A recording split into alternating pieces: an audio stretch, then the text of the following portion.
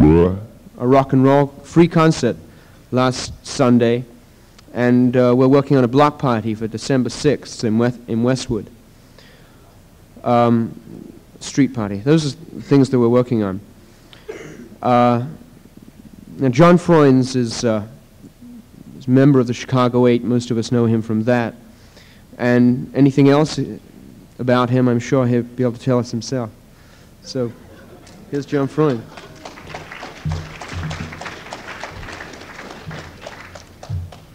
That's a lively introduction. I've been, in a sense, speaking quite a bit lately, and I think you'll understand why when I'm finished. But it's becoming increasingly difficult to stand before an audience and give a speech, because in many respects we tend to be very rhetorical. We tend to generalize and be very abstract. And consequently, whereas we may get quite a few right-ons or power to the people, people are still confused. And I think people, in fact, are particularly confused at this particular time in American imperialist history. And I want to address myself to basically some specific things that people are talking about around the country now in terms of doing, rather than being very general. But I want to go back a little bit in history, perhaps, or at least to try and put us into some kind of context about where I think we're at and where we should be going. And one of the most interesting things to begin with, perhaps, is the night that Angela Davis was ripped off in New York City. There was a rally outside the New York Women's House of Detention. And we were all down there. It was about 1 o'clock at night, and people were yelling or crying out, "Free Angela, free our sister." And what occurred at that point was, through the bars about on the 12th floor, a piece of 8 by 11 paper came out the window and more or less filtered down to the ground. And Haywood Burns, who's chairman of the National Black Lawyers, picked it up. And he'll be at USC this weekend. People might be interested in hearing him. He's a very good speaker. But in any case, what it said on that paper was, "Free all of us." And I think that sometimes we forget that really what's at stake at the present time is not so much the freeing of Bobby Seale and Erica Huggins in New Haven, nor the freeing of Angela Davis, nor particularly the freeing of the Soledad brothers, but in fact, because they are in prison, we are in prison, and we're now talking about freeing ourselves, so to speak, and freeing all political prisoners. And I think that Huey's right when he says that we, in fact, are in a minimum security prison, and Angela Davis is only in a maximum security prison. And there's a difference in oppression, but the prison is the same. And I think that in many respects, that kind of thought about freeing everybody is very, very important now, because I think that we're at a watershed in the movement. And that is, for the past 10 years, we have been basically a movement of response, not program. We've been basically a reactionary movement in some ways, not a movement with an ideology. We've had very little in the way of strategy. We've had demonstrations once a year or twice a year in Washington, and then when it was over, everything died out. Then in 1968, with the Johnson escalation of the war, there was an increased militancy across the country. But what happened at that point was McCarthy came in, co-opted our struggle, then he went off and covered the World Series. That in 1969 there was a moratorium. They said that we were going to have one demonstration one day, 2 demonstrations the next month, and so on and so forth. That lasted through the first demonstration, basically. The anti-war activity was co-opted. Last spring there were 5 million students in the streets responding to Kent State in Cambodia. People told us that Nixon was going to pull a Reichstag fire, that fascism was evident, that we needn't consider our profound analysis any further. We had to deal simply with the war in terms of anti-war candidates. And so, in fact, we did not respond in any kind of proper way. Our struggle was again co-opted, and 3 weeks after Cambodia and 3 weeks after Kent State, there was nothing left. And the basic problem, as far as I can tell, is that we have been, in the past 10 years, a movement which simply responded to continuing escalation. Continuing escalation in the war, the conspiracy trial, ripping off of Panthers, and so on and so forth. We have simply responded because we had no program and no real direction. Now, I think that there are reasons for that. I think that there are reasons why we simply only respond to the Panthers, while we talk about supporting the Panthers, and yet when it really comes down to it, we don't do it in many ways. Part of that is based upon our racism, and I think our racism is prevalent. Tom Hayden a few weeks ago said that the only people, the only black revolutionaries that white people really understand are people like George Jackson or Eldridge Cleaver, who are eloquent writers. But we never understand, and we never take any time to really think about the Black Panther 10-point program. We, in fact, have, in every sense of the word, a kind of racism that pervades all of us. And it's not, I think, our fault, but part of our history. But I think we have to deal with it. Because what happened during the summer, I think, was the most significant event, at least in my lifetime, and I hope everybody else's. That when Jonathan Jackson went into that courthouse in San Rafael and said that the only way a black person can get freedom or justice in the United States is by doing it with a gun, and then was shot down, that was an act which most of us can't even conceive of what he must have had to go through to do that. And I think that that only marks the beginning, not the end. That was only a failure. The next one won't be a failure, we hope. And that we have to understand, I think, the spirit of Jonathan Jackson if we to ever deal with our racism and not simply the writings of Eldridge Cleaver. I think that there is going to be a gulf between the black movement, between the people of the third world and the white movement, because we come out of a different history. We lack a kind of class. We lack a cultural identity. We lack any sense of ourselves in many ways, and I think that's the point we're at. That we've learned a lot. I don't mean to mystify it. That some of us got involved in politics in 1960 with John Kennedy. He thought the Alliance for Progress and the Peace Corps was in fact going to deal with the problems of Latin America. Well, what we did not understand was that John Kennedy was a liar. That John Kennedy was actually talking to us about the Alliance for Progress at the same time as he developed the most massive counterinsurgency forces anywhere except for Indochina in Latin America. And that it was a velvet glove fist, so to speak. And that the Alliance for Progress was not, in the same way that welfare doesn't fulfill any needs, in fact could not fulfill the needs of the people of Latin America because money was not required. We don't need more welfare payments in Latin America. What we need is Nelson Rockefeller to get his oil wells out of there, or to give his oil wells back to the people of Venezuela. And we didn't understand that in the early 60s. We didn't understand the nature of imperialism. We didn't understand the nature of institutionalized racism. We didn't understand sexism. We didn't understand any of that. And so we had to move in many respects through a kind of responsive policy and a kind of responsive strategy in such a way that we learned through each experience. We learned that Nixon was a liar. We learned that Johnson was a liar. We learned that the Tonkin Bay Gulf was a foolhardy kind of statement on his part, and so on and so forth. I don't want to run through the whole history of the 1960s, but now what we find out in 1970 is that the war is no mistake. No congressman, no senator, no administration official has ever given us any kind of an analysis of the war outside of the fact that it was a mistake.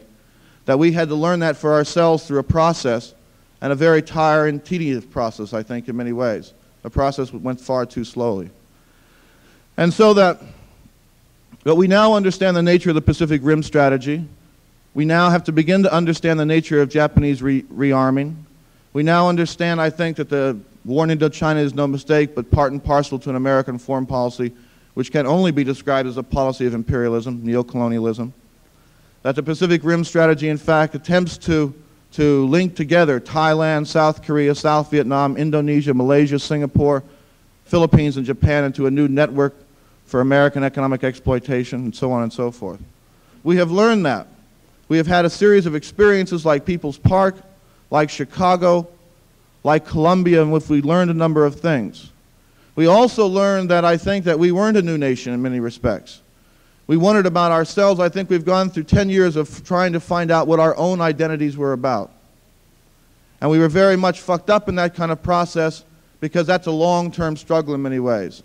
And the problems of a long-term struggle when you have to deal with the short-term urgencies of the black struggle in the internal colony and the struggles in the external colony is that's very confusing to us. We never know how to respond on one basis or another. So that we've come to the end, I think, though, of that period. That's our watershed.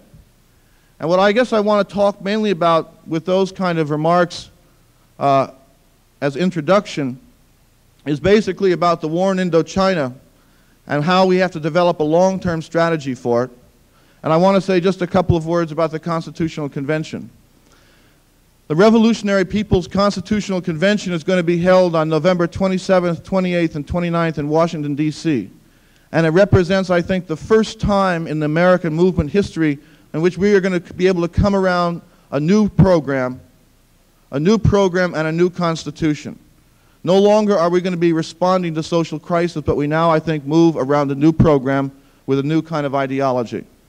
I think that we therefore all have to take part in that. I can't say much about the details. If there are questions afterwards, we can deal with the questions. But I think that it does represent the hope for unification in the movement at this stage. And what comes out of that Constitutional Convention, I think, is in fact crucial. The one thing, though, one of the problems we've had in the past year, and one reason I think the Constitutional Convention is crucial, is because we have been responding to repression in the past year. One trial or another, we have dealt with repression. We have dealt with political prisoners. And we have dealt on a continuing basis with that kind of a strategy, or lack of a strategy. And I think those days have to be over, in fact. That the days of simply dealing with political prisoners are over. But that we have some responsibilities. Because we also must understand that in 1967, Huey Newton and Bobby Seale weren't smoking dope on the street corner, that they were carrying high-standard 12-gauge shotguns through the black community in Oakland, California to protect black people. And so that we cannot say, just because we have a new program, a new direction perhaps, that we should forget Bobby Seale in New Haven. And in fact, I think that Bobby Seale is a symbol for all of us. And what Fred, during the beginning of our trial in Chicago, Fred Hampton said, Bobby came to see about us, and so it's time to come see about Bobby. And it seems to me that's the call word in the next few months. And it's not simply Bobby Seale, it's Bobby Seale and Erica Huggins. And everybody here, I'm sure, knows who Erica Huggins is. I don't have to repeat that. But there's not much to say. There's not much to say about the trial in New Haven. I'm not going to tell you that they can't get a fair trial, because that's obvious. The pretrial publicity in New Haven was enough to guarantee them never to be able to have a fair trial. The fact that George Sams is a demented maniac killer is his testimony is the only evidence against Bobby Seale. The only reason Bobby Seale is not free today is because he's chairman of the Black Panther Party. People say, well, there was a murder done, so it can't be a political trial. But they indicted 9 people, and they've offered deals to 7 of them. The deal was, we'll let you off with time served, or we'll let you off with a light sentence if you will testify against Bobby and Erica. Now that's a ransom. That, in fact, is the details of a political trial. So what we're saying at this point is that there is no, the trouble with talking about the Panther trial in New Haven is that a lot of it's rhetoric. But I think that we have to understand at this stage that rhetoric is useless, because we have to talk more about action as being the vanguard, not about language as being the vanguard. We're not calling people to come to New Haven, but we are saying that the one most important thing of all is that you don't let your chairman get ripped off in a revolutionary struggle. And if you do let the chairman get ripped off in a revolutionary struggle, then you have no right calling yourselves a revolutionary, you have no right thinking about the concept of revolution, and you have no right even breathing on the same earth. And in fact, that is our symbol, I think, in New Haven. That Bobby Seale is the chairman of the Black Panther Party, and we don't even support him. We're a comrade in the struggle with him, with Erica Huggins, and we're going to free Bobby Seale and Erica Huggins. That is our common criteria, I think. That must be our commitment. There's nothing else, in fact, that we can do. And what that means, we're not calling people to come to New Haven. People have come to New Haven. Yale went on strike. It didn't mean a thing. 3 weeks later, they dropped out. The only thing that Yale was afraid about was getting their TV sets, their hi-fis, their radios, and what have you ripped off. Well, if Yale refuses to move around Bobby Seale, then in fact we are going to rip off hi-fis, we're going to rip off radios, we're going to rip off television sets, we're going to rip off Yale University. We're not going to, but we don't want people coming to New Haven, because we have a responsibility at this point to be able to deal with our own racism and talk about Bobby Seale in the context of our own struggle. And that kind of struggle can't wait for TDA. we don't want a TDA in New Haven. There shall be no TDA, because we want the TDA to happen before the trial's over. We want it to happen in every community, in every city, on every campus across the country. You define the tactics. I'm not going to stand up here and tell you what to do. Every tactic is justifiable. There is no tactic nor strategy which we won't support. Anybody who wants to support Bobby can do it in his own way. And if it means blowing up a building, if it means burning down a bank, if it means having a peaceful demonstration, if it means having a teach-in, if it means leafleting the campus, it doesn't matter. Your commitment will, in fact, define how people respond to the trial of Bobby Seale and Erica Huggins. And I think that's the stage we are now at. The stage we are at is whether the white movement will deal with the trial of Bobby Seale and Erica Huggins in real ways. So I don't want to say much more about that, but because I do want to talk mainly about the war at this point. Because if anything, I think we have to understand that if America could be defeated in Indochina, what that would mean. Because the liberals around 1964 kept saying that there is no domino theory. There's no domino theory. But in fact, there is a domino theory. There is a domino theory, if only a psychological domino theory. And what happens to the peasants in Mozambique, in Egypt, Syria, Thailand, Malaysia, Guatemala, Bolivia, what the effect of the Indo-Chinese War being over with the Vietnamese people having won, the effect on them is in fact a very strong psychological domino theory. And I think that we have to therefore see it in that kind of a context. Now, in Indochina at this point, the situation is very confusing, to say the least. And the one thing I want to say is that there has been on strike, a student strike in Saigon for 9 months now. We never read about it, we never hear about it. And what happens is if there were a meeting like this going on in Saigon today, and I were speaking at it, if I were Mr. Mom, who's chairman, president of the Saigon Students Association, every person in this room would be arrested immediately. They would be taken to Tansenut Island, where three of you would be put in a cage, a 5-by-8 cage. You would be chained to the ground on your back. Your feet would be lifted 14 inches high so you would have some movement so the blood could circulate. You would be chained to the ground with no clothes and the water pouring over you so that your excrement could be washed away. You would be released periodically, you would be beaten, you would be asked to confess. You would say, well, what the hell am I supposed to confess to? I was only at a peace meeting. And they will say, well, you have to confess that you were at a peace meeting. Not that you are a member of the PRG, not that you are a member of the National Liberation Front, nor a sympathizer of the North Vietnamese, but that you, in fact, at a peace meeting. During this time that you're chained down, you have 1 bowl of rice per day.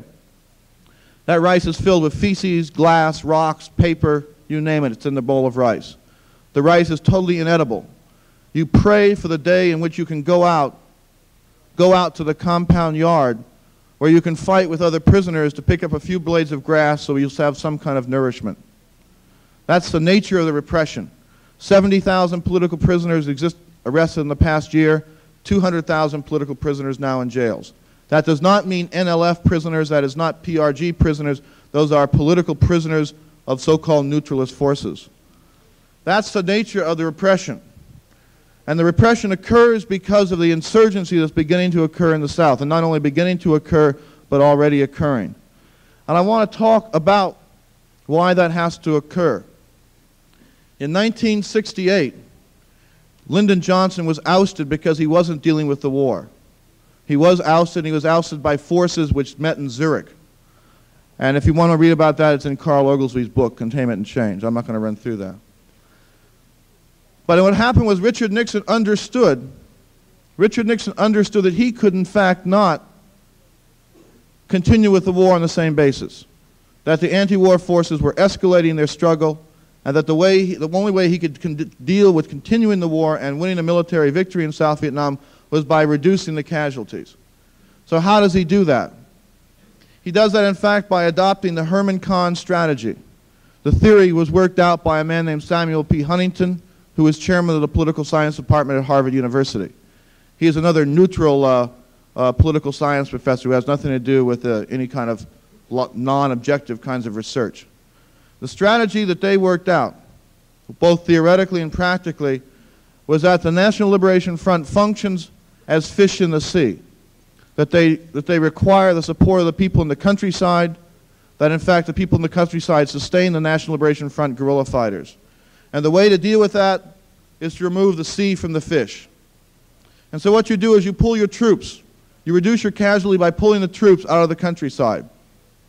You can bring 300,000 troops home. As long as you maintain 200,000 American troops, you can protect the country. You can maintain the present military situation. That the South Vietnamese army has to increase because it has to be the full first line of defense around the Vietnamese cities, Hue, Da Nang, Saigon, what have you. That the second line of defense is the American Army, the American Marines. Green Berets are no longer needed, in fact. There's no more pacification program. There is a new program, though. It's called the Phoenix Program, which is selected assassination of the infrastructure of the National Liberation Front. An attempt to assassinate 30 to 50,000 people is underway. It fails because, again, the people don't support it. The point is that we have an enclave situation in which the cities are protected from the National Liberation Front and from the North Vietnamese. And Richard Nixon, therefore, has to implement the second part of his strategy. He has cut down the casualty, he has brought troops home, and the second part of the strategy is the absolute destruction of the countryside in Vietnam. To drive the people out of the countryside, into refugee camps, into concentration camps. And what that means is you use a number of different kinds of weapons. You use the B-52 bomber. We have now dropped 10 million tons of bombs on South Vietnam. We are dropping equivalent tonnage to 2.5 Hiroshimas per week at this stage in Vietnam, South Vietnam. You use the so-called sensor, a small electronic device about the size of this. You can cover the countryside with these sensors. The sensors pick up infrared heat waves from human beings, pick up infrared heat waves from water buffaloes. They pick up human heat waves from water buffalo boys. That what happens if a water buffalo and a water buffalo boy come near a sensor, that heat wave is picked up. It is transmitted directly to Saigon or to some other place where there is a computer bank. The computer bank locates geographically where that sensor is, and then that computer is then programmed to send a message to an F-105 flying over South Vietnam. That F-105 goes to exactly that place and bombs that spot, killing everything in the area. You can be killing civilians, you can be killing NLF, you can be killing water buffaloes, you can be killing children. That's the nature that the war is turning to. It's kind of like, what does it mean to live in a society? What does it mean to live in a society when we measure victory by a body count, or by where people are located and we can destroy them? Or the fact that, what does it mean when we talk about the fact that chemical biological warfare now kills 50% of newborn children in South Vietnam, and that the land will never be used for years and years and years? And there's a story that illustrates it, I think, that Stuart Meacham told from AFSD. He was interviewing an American pilot in North Vietnam, and the American pilot had been shot down, and a local village militiaman with a rifle had captured him. And a bunch of kids from the local village surrounded the pilot, and they all went walking off down a hillside. At one point, the local militiaman tripped. The pilot picked up the rifle, stood there holding the rifle on the local militiaman and the children, and then gave the rifle back to the local militiaman. Stuart Meacham said, "Why didn't you shoot the local militiaman?" And the pilot said, "Well, if I had done that, the kids would have gone and called for other help, and I would have been killed, I think." And so Meacham said, "Well, why? You had an AK-47. Why did you not kill all the children?" And the pilot said, "Well, I don't believe in killing children." And this is the same man who 5 minutes beforehand had been flying over South Vietnam dropping anti-personnel weapons. The same village, the same children, the same situation. It's our humanity, I think, that we have to deal with in much of this kind of discussion. And I think that, in fact, we owe a debt. I think we owe a debt to the Vietnamese people, and we owe a debt to black Americans. Because I think, in fact, they have provided us with some sort of answer. That the struggle in Vietnam, in fact, represents the absolute spirit of the statement that the people's spirit is greater than the man's technology.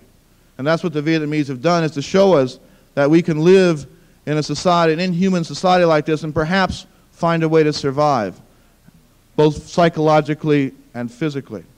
And I think that's what we're talking about for ourselves in some respects. Whether we're going to be part of a third world revolution in which we are not simply the oppressors but part of the future. Whether we can meet in common victory with the Vietnamese in the 21st century, or if not before. So we owe a debt, and I think it's time for them to be able to claim that debt in some ways. What happens is in Vietnam, at the same time as we drop now cloth mines, cloth bombs, they're not designed to kill. They're the size of a patch you might put on the knee of a pair of jeans. They cover the countryside of South Vietnam. What happens is if you step on one, it doesn't kill you, it just blows your leg off. It may blow both legs off, but it doesn't kill you. If you pick it up, you wonder what this piece of cloth is, it just blows your arm off, blows your hand off. It doesn't kill you. It's to be linked in a kind of psychological terror warfare with the B-52 dropping the Hiroshimas on everybody's head with a kind of subtle, low-level warfare. And that's the basic nature of the situation. The Vietnamese call it biocide, meaning kill all, burn all, and murder all. Now, that's only one half the strategy, one half of the story. The other half of the story is that it fails. Richard Nixon can, in fact, destroy Vietnam, but he can't win the war. He's lost the war. And so what we're talking about now is we have to talk, I think, about the Vietnamization process. That because Tu and Ky and Kim have no support from the people, that Vietnamization must by its very nature fail. That given the nature of the Saigon government, the seeds of destruction are inherent in it. And it's being helped a little bit by the 30,000 to 50,000 NLF undercover operatives in the Saigon government. I believe that there may be a coup in South Vietnam, because I think that's the only reason that the CIA would release a report saying that there are 30,000 undercover agents. The undercover agents were men like Nguyen Phan Trong, who was first assistant to Mr. Tu, who was sent on a sensitive mission to Nixon in Washington. He was at the Paris negotiations. He talked with the State Department. He talked with the Defense Department. He was actually in the negotiating sessions in the Paris negotiations. He was an NLF undercover agent. The chief, the second in command of the Army security forces in Saigon, turns out to be an NLF undercover agent. The chief of the medical teams, medical association, whatever the word may be, in South Vietnam, in Saigon, is an NLF undercover operative. That in fact the CIA in its report said that the Tu Ky regime, the Saigon government, cannot sustain itself on any long period given that number of undercover agents. And the only way you can have 30 to 50,000 undercover agents is in fact by having support of the people again. Now, about a month ago, a man named Mr. Duc went to Paris to give a press conference. Mr. Duc is editor of the largest daily newspaper in Saigon. He is the president of the Federation of Newspapers in South Vietnam. He is a leading member of the National Assembly of the opposition bloc. He is in fact one of the most respected men in the entire country. Now when he went to Paris, he did not give a press conference supporting the Tu Ky government. In fact, he says the Tu Ky government was a dictatorship, that the Tu Ky government in fact had arrested 70,000 people during the past year, that the Tu Ky government was destroying South Vietnam, that the Tu Ky government were nothing but puppets of an American imperialist foreign policy. That is the person who is one of the leading figures in South Vietnam. He was joined in that statement. He said that the Americans have to get their troops out of Vietnam, that all foreign troops should be removed. He said that we had to go back and quit doing the bombing. We had to quit doing the chemical biological warfare because it was destroying the countryside. He said that the Tu Ky regime had to be overthrown, that they in fact were a dictatorship, and a new coalition government with an NLF had to be formed. When that was happening, Tu said that in fact he would be arrested immediately on return to Saigon. He was not arrested immediately. A man in the National Assembly fired a bullet into a wall and said that bullet was for Mr. Duc. Mr. Duc was not killed and he was not imprisoned. In fact, what's happened in Saigon is that he's gained incredible support. He now has the support of the Associated Students of Saigon. He has the support, as I understand it recently, and this is not finally true, sure, but I think it's true, he has the support of 377 labor unions in South Vietnam. He has the support of the Archbishop of the Catholic Church. He has the support of the United Buddhist Church. He has the support of the Saigon Women's Association, and on and on and on. Now what happens is there is no support for the two-key government, and so there is insurgency developing at such a high level that a man can say that the American foreign policy in Vietnam is an imperialist foreign policy. That's the state of the case. That's the state of the war. That's the state of the strategy. Richard Nixon wants to destroy Vietnam on the one hand, but on the other hand, the Vietnamization process has failed. I think it's our responsibility to take on the Vietnamization process, though. I mean, I think Richard Nixon really wants to Americanize Vietnam, and so I think that we have to, in many ways, Vietnamize America and become part of that struggle. We can't be like good Germans supporting the evils of our decade. I think that we have to become warriors at this stage. And I want to make a proposal. I want to suggest an idea that we're talking about now. And that idea is based on something that came back with Eldridge Cleaver and Elaine Brown and some other people who went to Algeria, who were in Algeria and went to North Korea, China, and North Vietnam this summer. And what they learned was that the people of the world have a great faith in the American movement. Sometimes we doubt ourselves because we find ourselves in the belly of the monster, so to speak. But other people have more faith in us, particularly after Kent State and Cambodia. The people of China, for example, were very moved by what happened across the United States. And we now know that the Black Panther Party has an embassy status in Algeria, which I think nobody should underestimate. But the final point is we've learned that if the government doesn't respond to the will of the people, if the government doesn't respond, if the government actually takes on a fascist course, then our only response can be insurgency. And the only insurgency that's relevant, I think, well, let me not say that.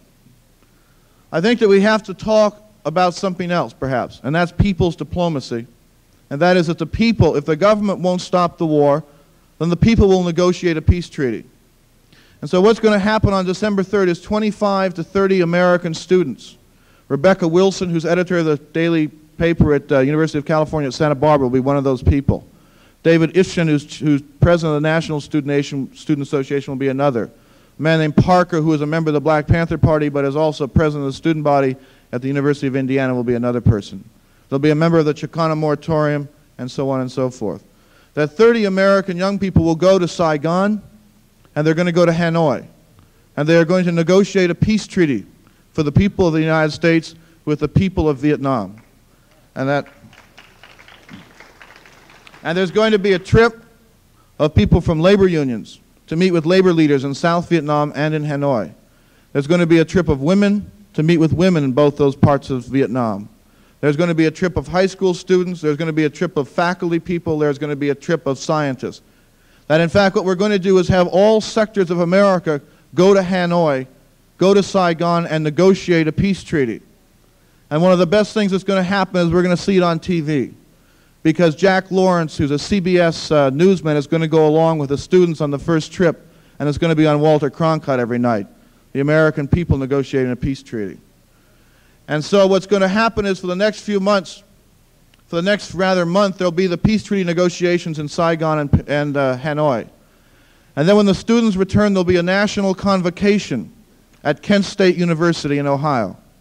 And from that day forward, people will begin to ratify the peace treaty in campus referendums all over the country and begin to implement the peace treaty. And people will attempt to ratify the peace treaty in their labor unions, with housewives on the block, and with people all over the United States. It's meant to not be just another kind of petition campaign. It's meant to be something much beyond that, because we're not only going to ratify a peace treaty, we're going to attempt to implement it. But we're also trying to reach 50 million people with this one. This is a very, very dynamic and large concept. And it's going to go towards a final event, so to speak. But in between the time the ratification process occurs, there has to be, and the May 1st event, there has to be an attempt at implementation. For example, in Berkeley right now, people are carrying out a war crimes tribunal. There's a man named Edward Teller in Berkeley who was the father of the H-bomb. People in Berkeley consider him to be a war criminal. and they're going to force Edward Teller out of the city of Berkeley. Anybody else? If he comes down here, you can do the same thing. But people are going to be forced out of where they live and where they work. That institutions which carry out the building of chemical biological weapons are going to be attacked. That schools like Cambridge and that Harvard and MIT are going to be attacked. That people are going to be driven out. People who function around the war with the Vietnam lobby are going to be dealt with during the implementation process.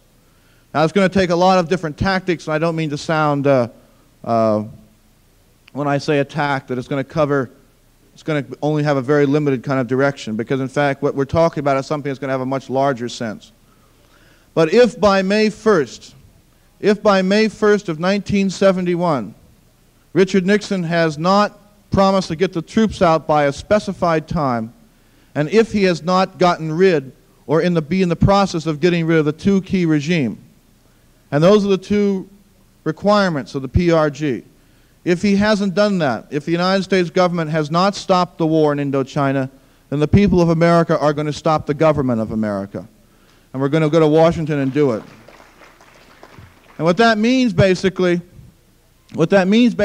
is that let's assume at the University of Massachusetts there are 15 people who think it's a good idea.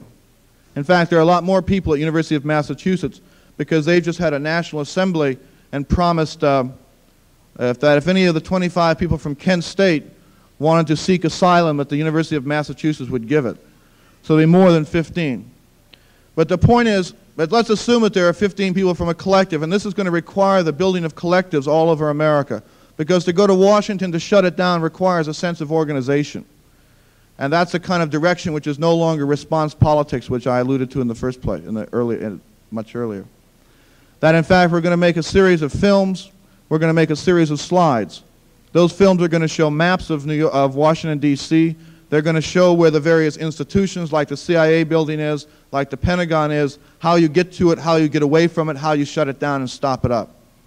And what's going to happen in that kind of situation is that people are going to be sent from Massachusetts, from Ohio, from Indiana, and so on and so forth, from all over the country to Washington for training, to be trained in actually dealing in a military way with the shutting down of Washington. But these 15 people perhaps are going to buy an automobile.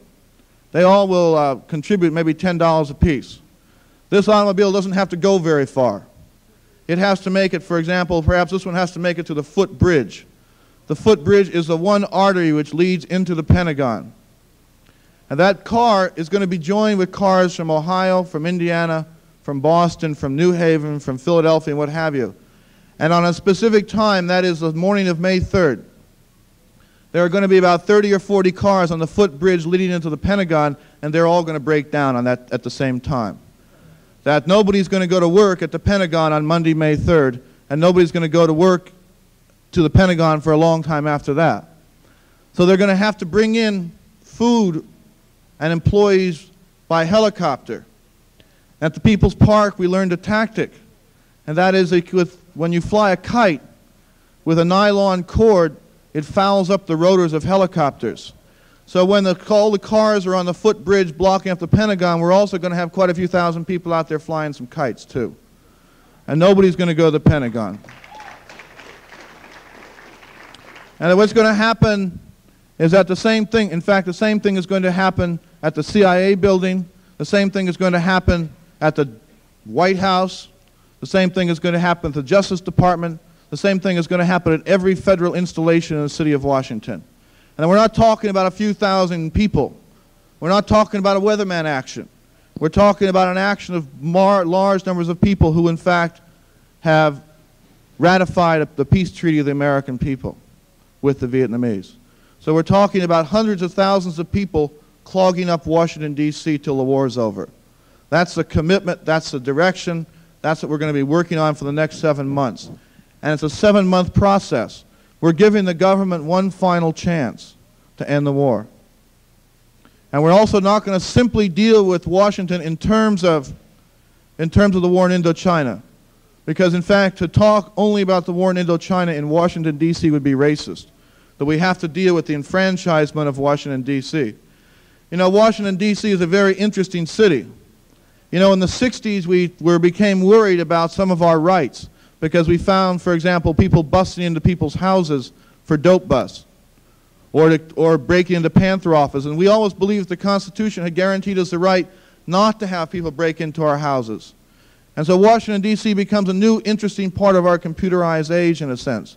And that is what the Nixon administration is telling us, is that if you're worried about getting your house broken into, if there's some conflict because the government is not following the Constitution, then we'll just change the Constitution. We'll pass the preventive detention bill. We'll take away your bail rights. If you think you should have bail rights, you're not being given them, we'll take them away. You don't have to worry about this in a computerized age. Smoke some dope and just relax. Don't dig it. Don't deal with it. So we have to deal with Washington in terms of the omnibus crime bill, in terms of the Panther ripoffs, in terms of a lot of things. We can't simply focus on the war. Although I think the war finally is the crucial element. And I think that we're talking in very, very serious terms. This is a reality. People are now organizing around it already. People are beginning to pull collectives together. I spoke at the Virginia Polytechnic Institute, a not too radical place. And there are now 3 collectives which have been formed out of that place to go to Washington on May 1st. You know, I was in a room in a meeting, half the people were talking about whether the war was wrong or not, half the people were trying to discuss how to shut Washington down. So there are some differences. Well, yeah. In any case, I think that everybody from this school, from this area, isn't going to go to Washington. And that means what has to happen, and it will be an international day of days of activity. Because on that day, the Saigon students are going to continue their strike, and there will be massive insurgency in the streets of Saigon. On that day, GI organizers around the country are calling for a national GI sick-in. GIs are going to get sick on May 1st, 2nd, and 3rd. And there'll be no GIs, hopefully, in the streets of Washington. That's a bit wishful thinking, but I think there's some potential. So it has to happen all over the world, all over the country, with the focus being on Washington, D.C. But I think that we're at the stage where we have to have this kind of strategy, where we have to make this kind of commitment, that we have to, in fact, commit ourselves basically to 3 things next year. One is the peace treaty strategy, a strategy which may end up in Washington on May 1st if the war isn't ended, a strategy to begin to implement and to build around the Constitutional Convention, and of course a strategy to free Bobby Seale, Erica Huggins, Angela Davis, and the Soledad brothers, not to in any way diminish the struggle for John Sinclair and the White Panther Party nor the Seattle 8.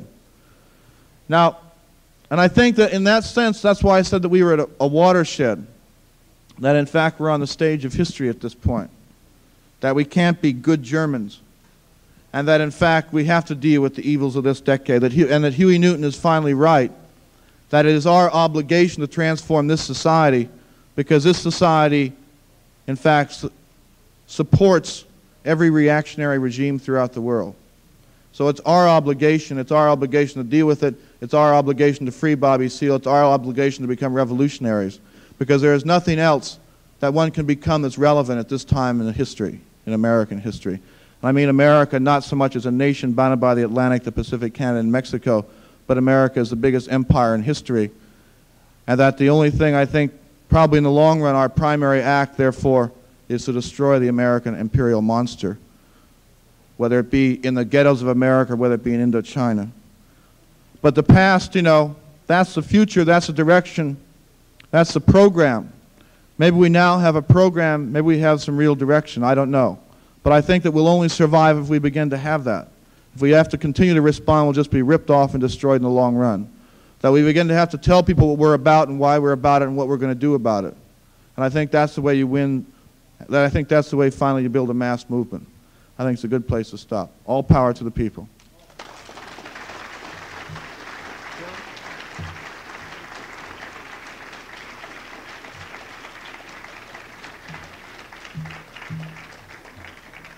There are microphones on each side of the room and go to questions. Use the microphone when you speak so that people can hear you. Hello? Hello? Hello? You're talking over there? I said Hello. hello first, okay? Hi, Jeff. I have a question. During your speech, you talked about, towards the beginning, strategy and tactics, and I seem to have gotten the impression that you felt that any tactic was correct and that people should just do their own thing within trying to, let's say, free Bobby Seale or end the war, what it might be. And then I heard you say that we are going to try to build a mass movement of 50 million people to make a separate settlement with the Vietnamese people, which I agree with. And then you talked about the tactic of shutting down Washington May 1st until the war ends. And I'd like to know what you think the relationship between strategy and tactics and mass movement are.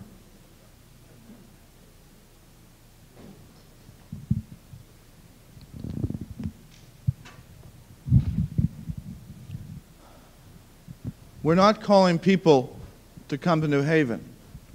We're calling for people to function around Bobby Seale and Erica Huggins in their own local areas.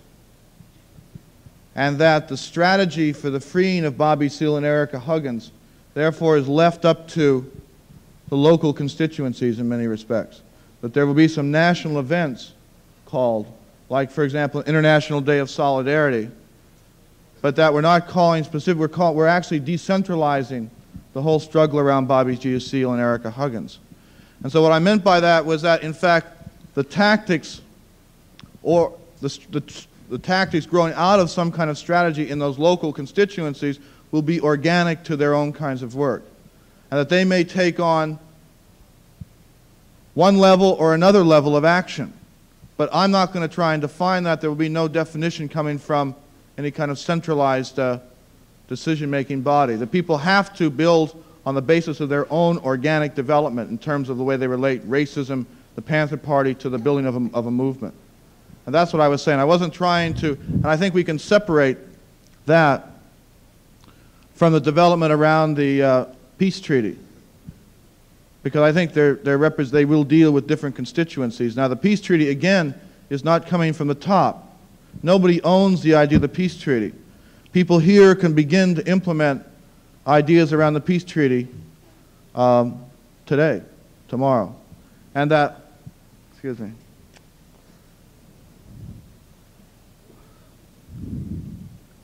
But the one idea that has come forth about the peace treaty is that we have to try and reach as broad a sector as possible to begin to develop the consciousness that the people can't look to Eugene McCarthy nor to John Tunney or whatever his name is, or any of these other pigs, and that they have to take the matter into their own hands. And so the concept of people's diplomacy is what's being developed, and that's why we try and reach as many people as possible in that kind of context. I don't think that there's basically a contradiction. I think there are going to be contradictions in tactics. I don't always agree with all the Weatherman tactics, but I dig the Weatherman. But I think that there's room for disagreement. And I think, though, that the one thing we want to project is that the peace treaty is basically a peaceful kind of action, and so is Washington, in fact, designed to be that. Designed to involve every individual in the country that can be reached and who wants to make peace with the Vietnamese. I have a question over here. I want to know what makes you so sure that your flowery ideas for May Day aren't going to lead to your own death.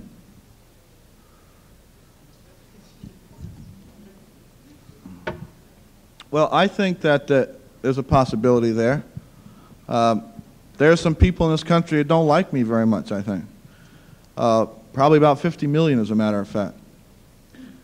But the point is that when a country, when an empire begins to carry out genocide on another people, a people who I think, in fact, have been my saviors in many respects, then I don't think it's relevant for me even to deal with the question. Because if I die, it doesn't really matter in the long run. Because the one thing I think we have to develop at this point, Tom was right in his book, that the closest word in Vietnamese to individualism is a cannibalism. And that what we're talking about is a much more collectivized kind of society. What we're talking about is the building of collectives so that we can function on an objective basis, not simply for ourselves, not simply for some sort of material development that means nothing in the long run, only provides some kind of fear of death. But that kind of collective development that will enable us to fight with the Vietnamese at every level to ensure both our survival and theirs. And so if one person dies, so what? Jonathan Jackson died, nobody could ever do anything larger than what he did. I only wish that the rest of us could, in fact. That, in fact, that's finally what we have to talk about. That it seems to me the only relevant thing that we could ever do is to move maybe in the spirit of Jonathan Jackson. And people will define what that means, but I think that spirit is a life force which in fact takes away from any kind of fear of death. Now, if you're saying, what about all the other people who might be killed? There's a possibility that America will machine gun people at some stage.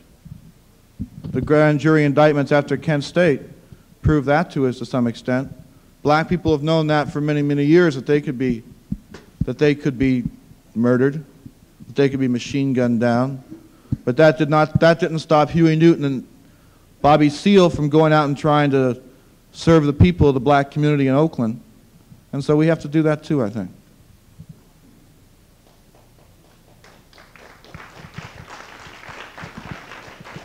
I have a question. In what way can we turn on the community? In what way can we get support? I'm talking about specific strategy and specific tactics. We seem to have alienated the community, not only the college community, but those surrounding areas. Now, I came to hear you. I don't know anything about UCLA, but I do want to know specifics. Can you give us some concrete solutions to concrete problems?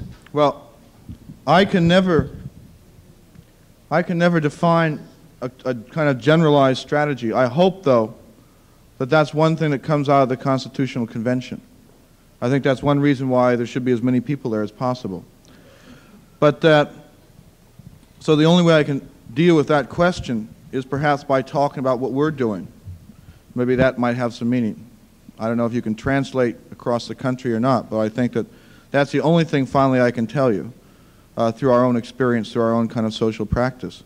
I think that this question of alienation is always going to live with us in one way or another.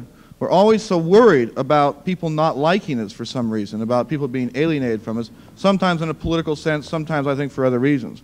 We're absolutely not a minority. We're not a minority. That's what Eldridge learned in China, that Bobby Seale not only has our support, but he has support of 800 million Chinese people. That's not so bad. Having the support of the Vietnamese people is right on. North Koreans are ready to send troops. We have a lot of support, as a matter of fact. Just as an aside, North Koreans don't laugh very much except when they talk about the Pueblo. They laugh hysterically about that. Anyway, what we're doing in New England is to try and not deal with things in a traditional organizational fashion. We're not part of organizations or coalitions anymore. We're now trying to build collectives. That during the summer there were about 50 people in New Haven who were functioning as a liberation school. At the end of the summer they broke down to 6 collectives. And what's happened now is that there are approximately 35 collectives in the East Coast that we're in contact with. And we're attempting to build a regional network of collectives from Washington, D.C. to Burlington, Vermont, to operate on a collective basis, to function and live on a collective basis, to work politically on a collective basis, and to link together on that basis. And to deal not simply with political organization, but to deal with political education, to deal with our own sexism, and to deal with our own self-defense. That none of those things anymore can we isolate any longer, I think. The first thing that we have to do in terms of building a new strategy, a new movement, is to deal with 3 specific areas, I think. That is our own political education, our own self-defense, and I mean that whether it be shooting guns, doing karate, running a mimeograph machine, doing silk screening, or learning first aid. We have to be prepared. We have to be prepared to know how to shoot a gun. We have to be prepared to sew up a gunshot wound. We have to be prepared to build, and we should build, I think, an underground so that people like Angela Davis don't get caught.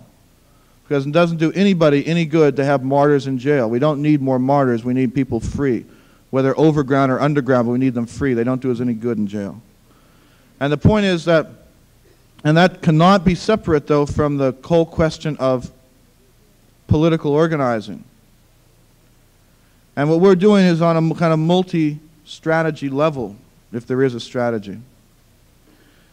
And that is that within that sector, those collectives define themselves around work. And the danger of not defining oneself around work is to become internalized, self-contained, and almost cannibalistic. that we get so fucked up about our internal situation that we don't deal with the external situation. We're great at organizing ourselves. We're lousy at organizing other people. We haven't been able to do it because we haven't had a program. People have only dealt with the situation in terms of their own interests, like the war in Indochina, like the draft, and so on and so forth. Our racism has prevented us from making any kind of real relationships to black people. And so we define ourselves around work. One collective in Burlington, Vermont is dealing specifically with trying to deal with the consciousness of people at the University of Vermont. And that includes everything from student power struggles to explain the question of imperialism, to try and talk about what the state of Vermont should be like. What should the state of Vermont be like if it were such a thing like free Vermont? If Vermont was free, what would it be like? And that's what they want to try and build and talk specifically about. People in Putney, Vermont are organizing street freaks who've come from New York and local people, again, around the concept of freeing Vermont. People in Springfield, Massachusetts are talking to white working class youth. There is one of the collectives in Boston is putting on a newspaper. The Bread and Roses Women's Collective is working with women around women's issues. And that's basically the kinds of things that are going on.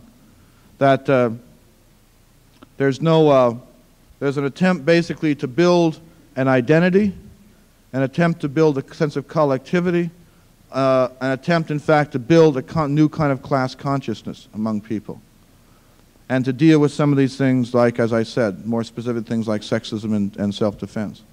And so that's basically the kind of direction that we're moving. We don't see the collectives as the final development, though. The collectives, in fact, we see as a transitional stage. The regional network of collectives is, in fact, a transitional stage. That finally what we're talking about in the long run is the development of a revolutionary party. And that's when the collectives will break down into the formation of a party. But that's not here now or I think too soon. But that's just the direction I think we're talking about. And we may actually be talking in the long run. I don't know if Bob Scheer was here or if he was what he said. But there's also the potential for the development of something called the New World Liberation Front, which will be a liberation front made up of people from the Black Panther Party, from the Young Lords, from a whole series of Latino organizations, with the White Panther Party, with the Red Family from Berkeley, with white groups all over the country, that there's a potential idea of the development of a real liberation front within America. And that the strategy and direction from that, I think, will come from the Constitutional Convention if it does come at all. And I don't want to talk about it right now.